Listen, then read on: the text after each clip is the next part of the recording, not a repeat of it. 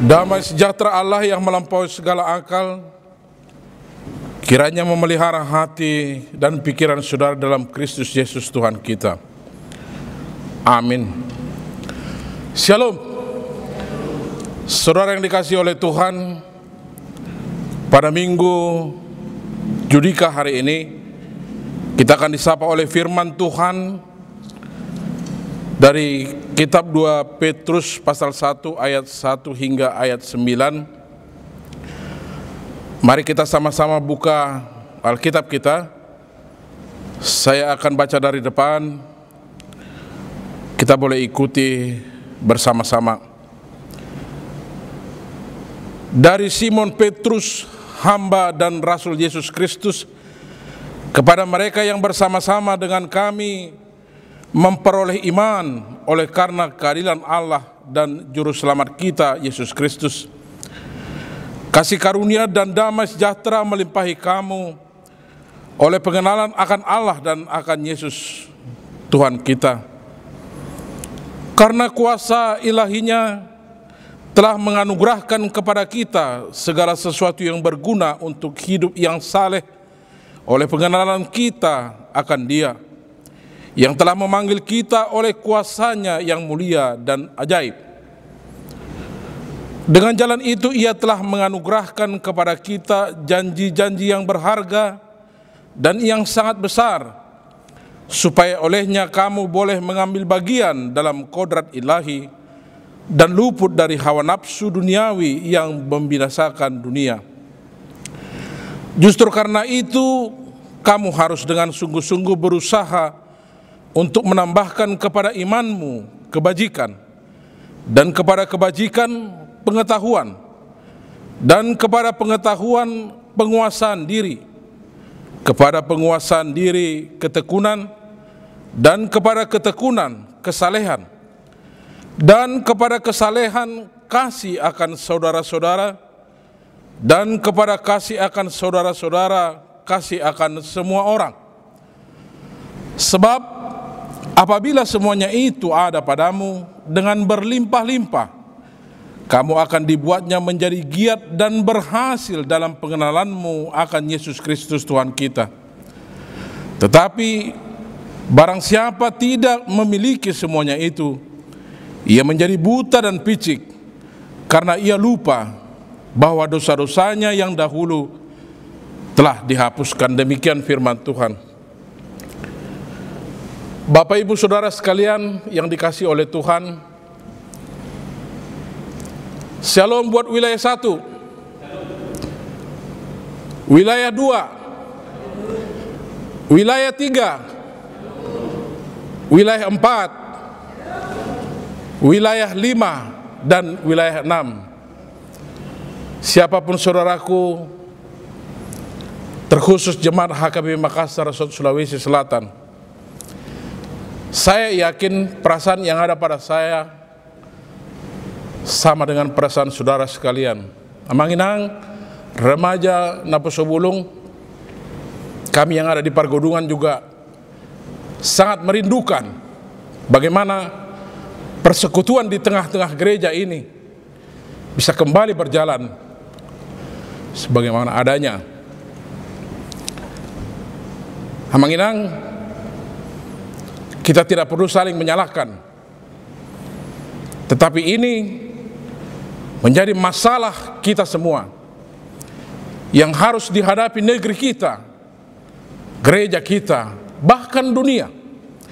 Karena itu mari Bapak Ibu Saudara sekalian, remaja dan Naposo Bulung, boleh bergandengan tangan untuk menghadapi satu penyakit yang mungkin sangat menakutkan, berbahaya, mungkin berbahaya.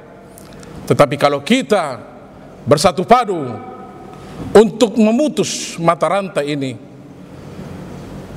atas izin Tuhan mungkin kita akan boleh kembali beribadah di tengah-tengah gereja ini. Saudara sekalian mungkin sangat rindu melihat mimbar yang ada di depan ini. Karena itulah dari pihak Pargodungan dengan segala upaya melakukan rekaman ini, kiranya bisa melepas rindu daripada saudara-saudara sekalian, dan kerinduan itu akan direalisasikan di dalam ibadah-ibadah yang akan datang. Kiranya Tuhan menyertai kita, amin. Bapak Ibu Saudara sekalian, fakta di lapangan memang inilah yang saya sebut dengan gagal mengerti.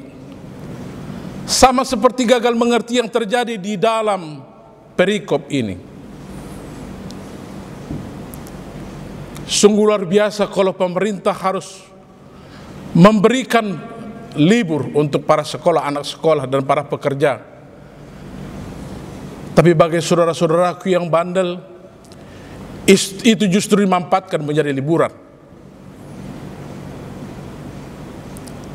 Dikatakan supaya tidak panik, tetapi malah ngeyel, pergi untuk piknik. Bapak Ibu Saudara sekalian,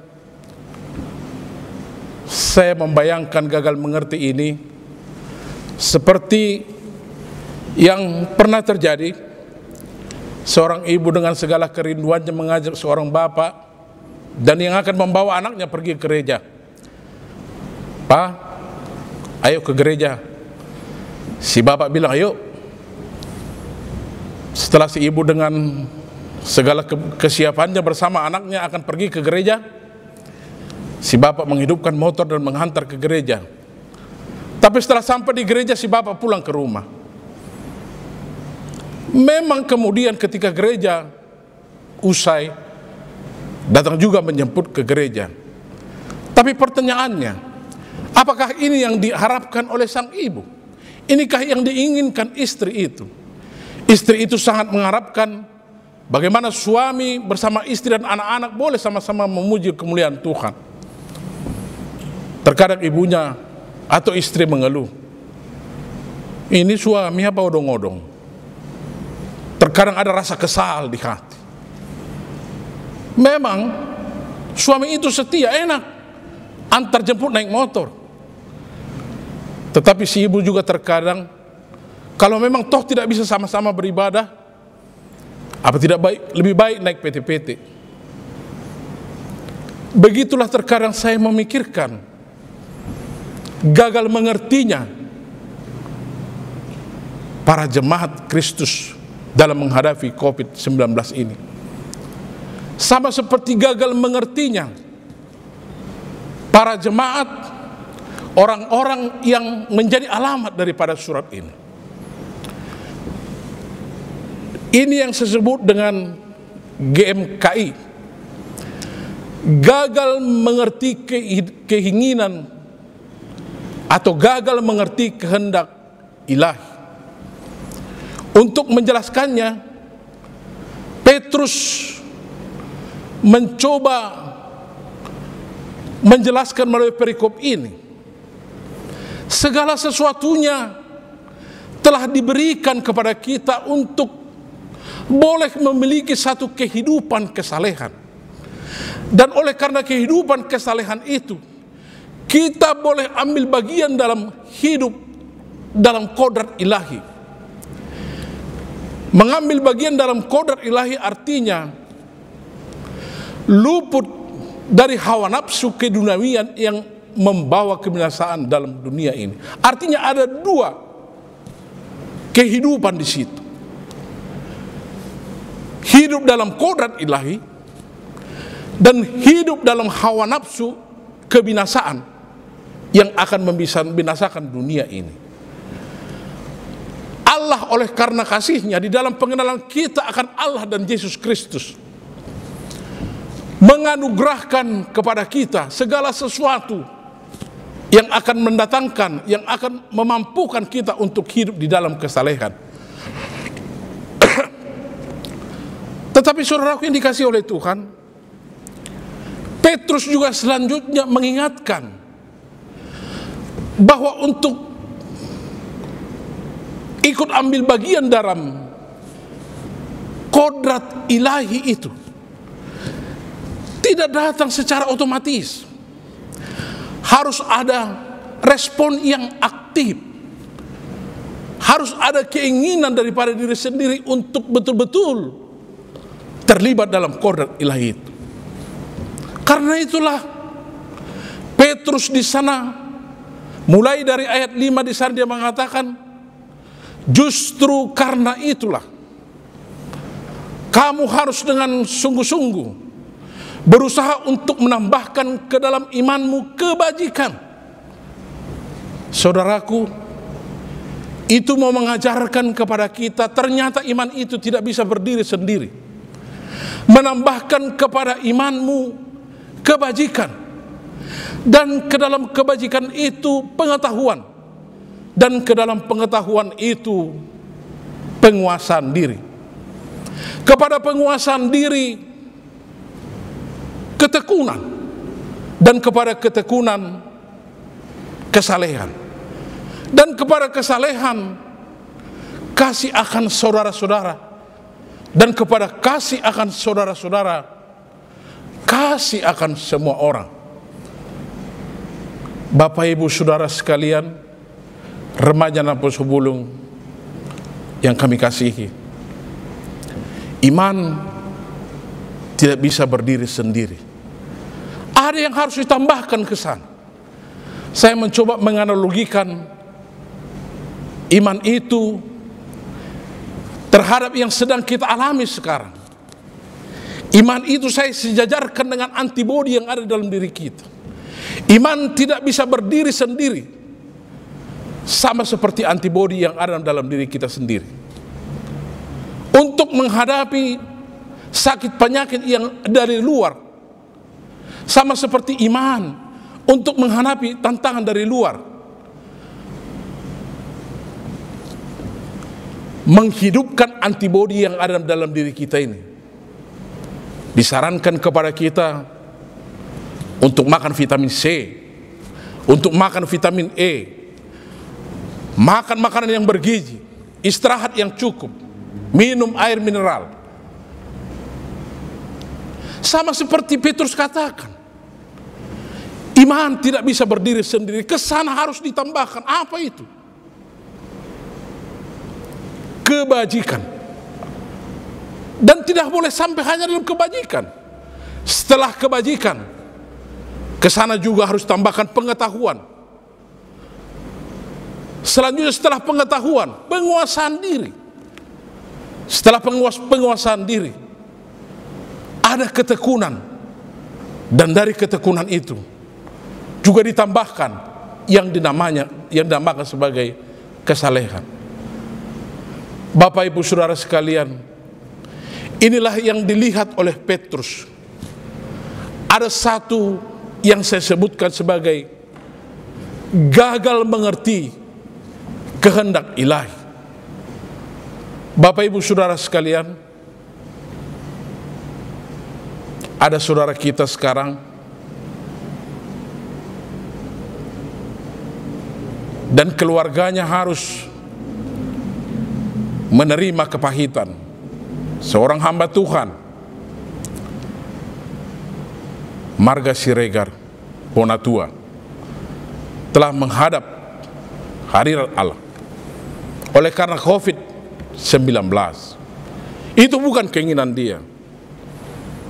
Tapi pertanyaan saya, masihkah saudara-saudaraku, terkhusus untuk jemaat yang tercinta ini, masihkah kita tetap mempertahankan pola pikir kita yang disebut sebagai GMKI, gagal mengerti kehendak ilahi?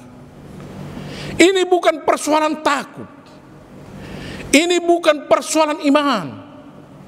Saudaraku, mengacu kepada ajaran Martin Luther. Martin Luther sama seperti Paulus, meyakini bahwa apapun pemerintahan yang ada di dunia ini berasal dari Tuhan. Dan salah satu ajaran daripada Martin Luther adalah yang disebut dengan ADK. Ada dua kerajaan. Satu kerajaan duniawi dan satu kerajaan gerejawi. Kerajaan duniawi itu yang ada hubungannya dengan sosial, politik, budaya, aturan dan peraturan, itu urusannya kerajaan duniawi, itu adalah di sebelah kiri tangan Allah. Dan gereja berurusan dengan segala sesuatu yang berhubungan dengan iman, itu berada di dalam tangan Allah yang sebelah kanan. Tangan kiri dan tangan Allah, kerajaan dunia dan kerajaan gereja, dipakai Allah kedua-duanya bersinergi untuk mendatangkan kebaikan bagi dunia dan manusia seutuhnya. Saudaraku, sekarang pemerintah sebagai salah satu tangan Tuhan yang akan mensejahterakan dunia ini menghimbau untuk kita supaya stay at home, supaya tetap di rumah, supaya kita menjaga jarak, supaya kita tidak keluar rumah. Itu bukan karena kita takut, tetapi sebagai iman percaya kita mengatakan bahwa pemerintah adalah tangan Tuhan di dunia ini. Mari kita dukung pemerintah. Saudaraku yang dikasihi oleh Tuhan, selanjutnya Petrus mengatakan di ayat 8 itu, apabila semuanya itu ada padamu, kamu akan dibuatnya menjadi kuat dan berhasil. Kuat dan berhasil dalam hal apa? Dalam pengenalan akan Yesus Kristus Tuhan kita.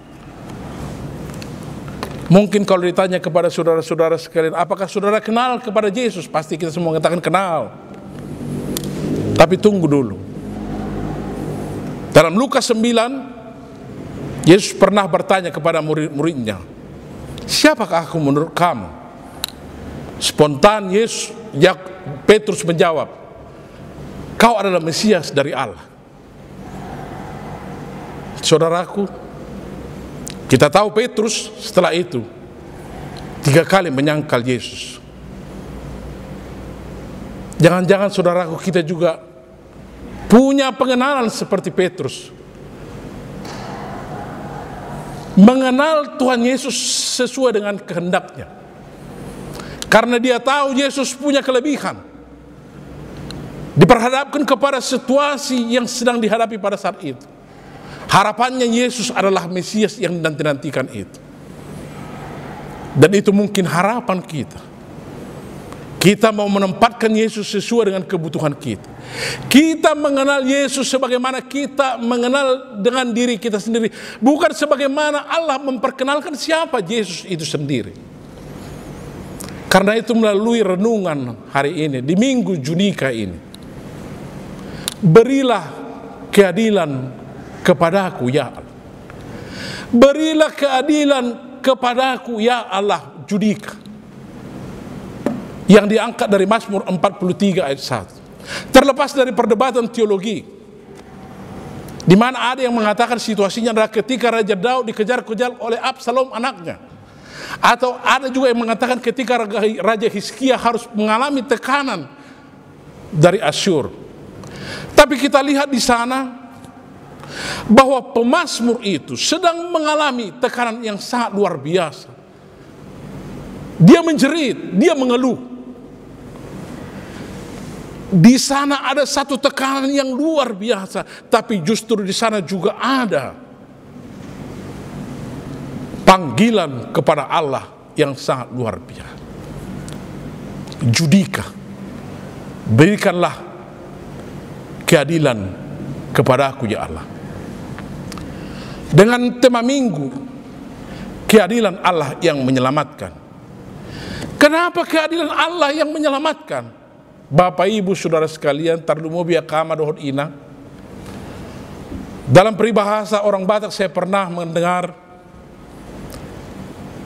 sibora pulguk dul otik. Itu bukan bahasa Sanskerta remaja dan Naposo Bulung. Itu artinya simbora itu timah atau tembaga, ada setumpuk tapi ada secuil yang muncul, dul. Lanjutan daripada peribahasa itu adalah mamora hitaluhut sumurung awotik. Itulah bentuk keadilan yang dipahami oleh seorang Batak yang menciptakan peribahasa ini. Ada satu perenungan tersendiri sehingga peribahasa ini dimunculkan. Keadilan yang sering kita lihat adalah keadilan yang seperti ini. Tetapi keadilan yang bisa menyelamatkan situasi yang paling darurat sekali adalah keadilan daripada Allah itu sendiri. Apa keadilan yang daripada Allah itu sendiri? Justru Allah sendiri yang dikhianati. Justru Allah sendiri yang dihinakan oleh manusia itu. Tetapi Allah tidak memandang kemuliaannya. Dengan sangat penuh belas kasihan, Allah itu mengampuni segala pelanggaran manusia itu dan menempatkan di tempat yang layak. Bersyukurlah saudara yang dikasihi oleh Tuhan. Keadilan Allah ada di atas dunia ini, sehingga kita dimampukan. Terlebih kita yang harus menikmati ibadah di tengah-tengah rumah kita masing-masing. Inilah keadilan Allah. Inilah yang mengizinkan kita untuk menikmati apa yang boleh kita nikmati saat ini. Tapi jangan lupa apa yang Petrus katakan. Iman tidak bisa berdiri sendiri. Ada beberapa hal yang harus ditambahkan di sana. Dan ketika itu boleh ditambahkan, maka kita akan digiatkan dan berhasil untuk mengenal siapa Yesus Kristus kita itu yang sebenarnya. Dan selanjutnya pada ayat 9, saudaraku yang dikasihi oleh Tuhan. Dan barang siapa tidak memiliki semuanya itu, ia menjadi buta dan picik. Buta dan picik.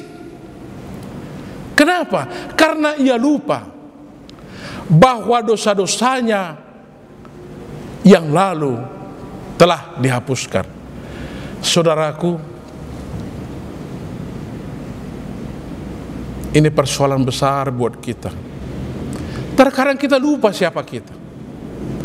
Terkadang kita lupa bahwa apapun dalam kehidupan kita ini, sama seperti yang dikatakan oleh Martin Luther, sola gratia, hanya karena anugerah. Tapi sering kita menganggap bahwa apa yang kita lakukan, apa yang kita bisa hari ini adalah karena kemampuan kita sendiri. Tapi begitu kita terbentur, kita akan jatuh, kita akan putus asa.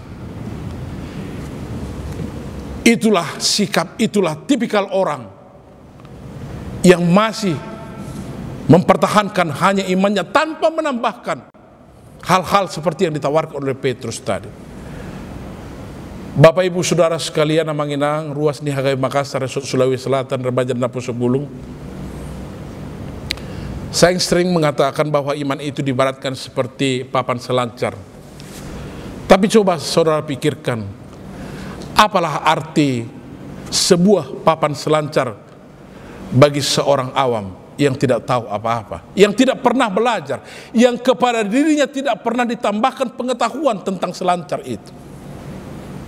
Tetapi itu sangat berguna sekali bagi seorang peselancar sejati. Orang bijak pernah mengatakan, seorang peselancar sejati akan menanti ombak dengan wajah yang berseri-seri, karena dia bisa melihat di tengah-tengah gulungan ombak itu ada prestasi yang sedang menanti. Jemaat Tuhan yang dikasihi, tantangan demi tantangan banyak di hadapan kita. Haruskah kita jatuh? Haruskah kita mundur terhadap sebuah kesulitan ini? Firman Tuhan mengingatkan kita, bagi setiap orang yang kepadanya telah dititipkan, dianugerahkan sebentuk iman yang membentuk dirinya untuk hidup saleh,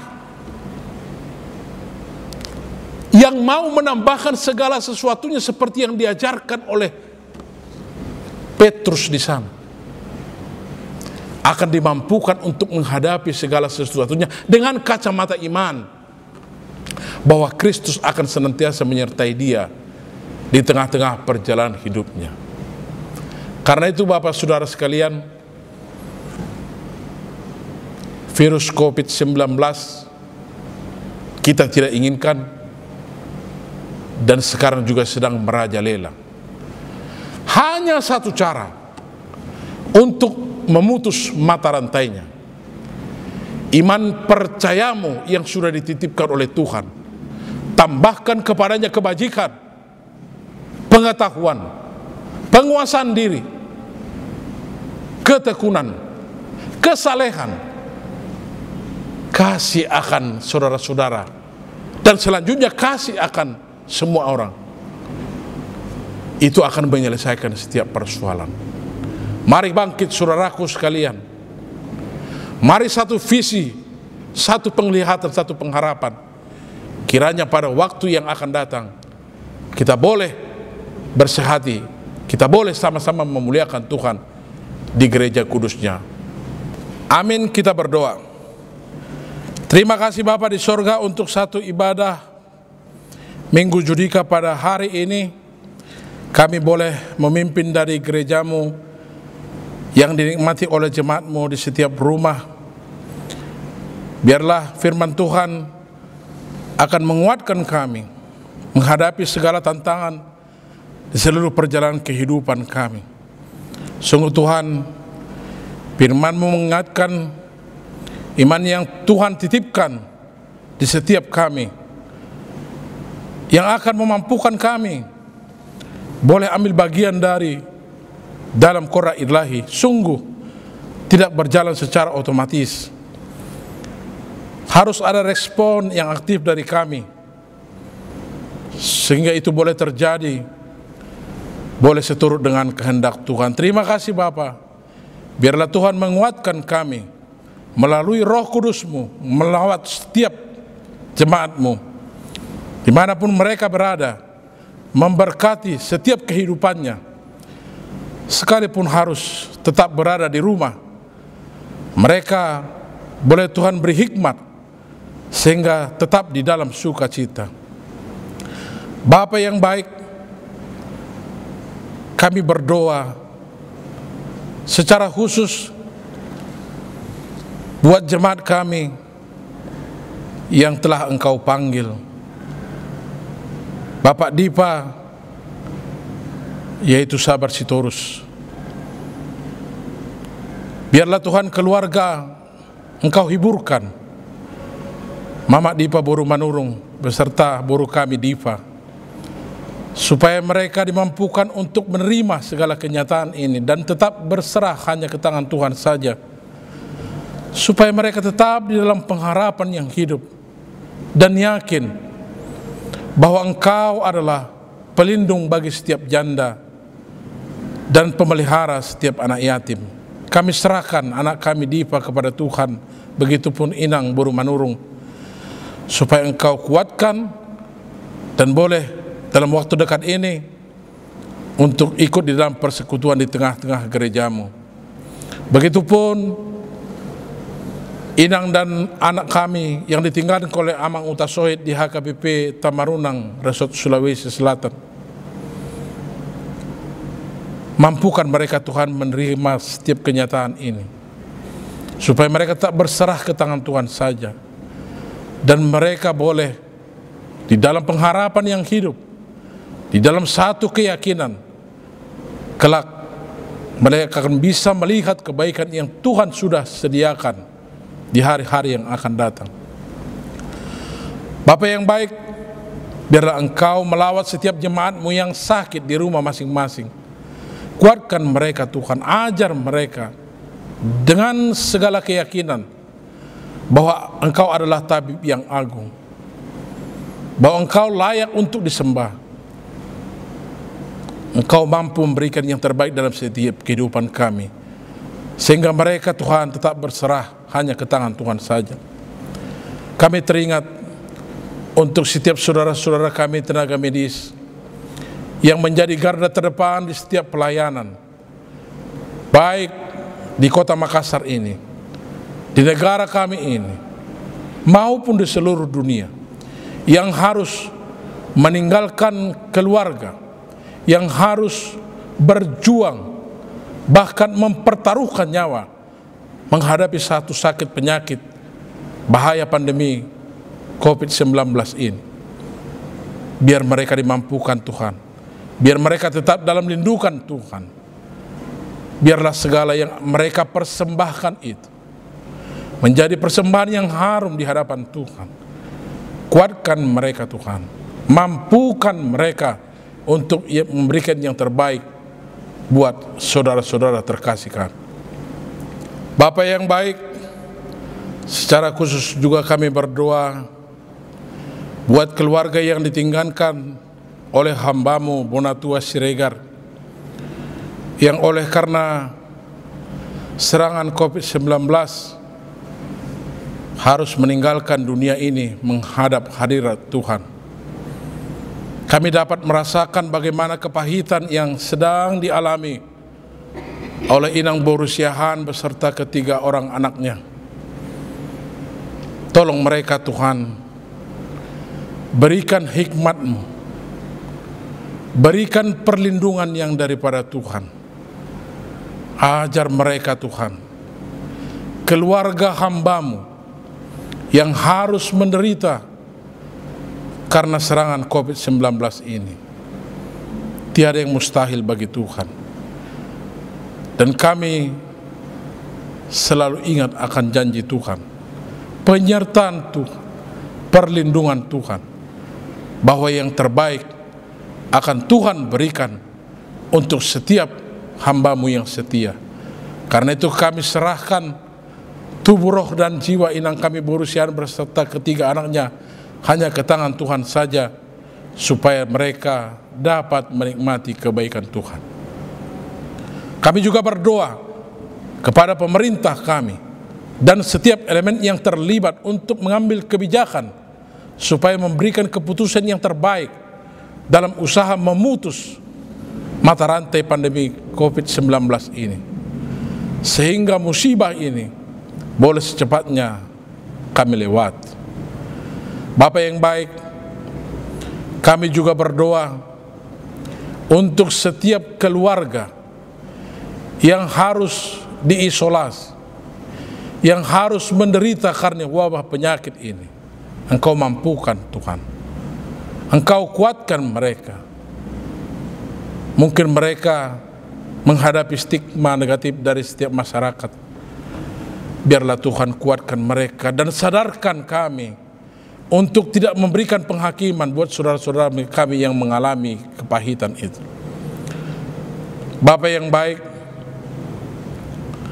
kami juga berdoa untuk setiap kegiatan di tengah-tengah gereja-Mu ini. Walaupun kami tidak boleh bersatu padu bersama-sama dengan jemaat-Mu, biarlah Engkau yang memberkati, sehingga apapun yang kami rencanakan pada saatnya kelak akan boleh berjalan dengan baik. Terima kasih Bapa di sorga. Di dalam nama anak-Mu Tuhan Yesus Kristus kami berdoa dan mengucap syukur. Amin.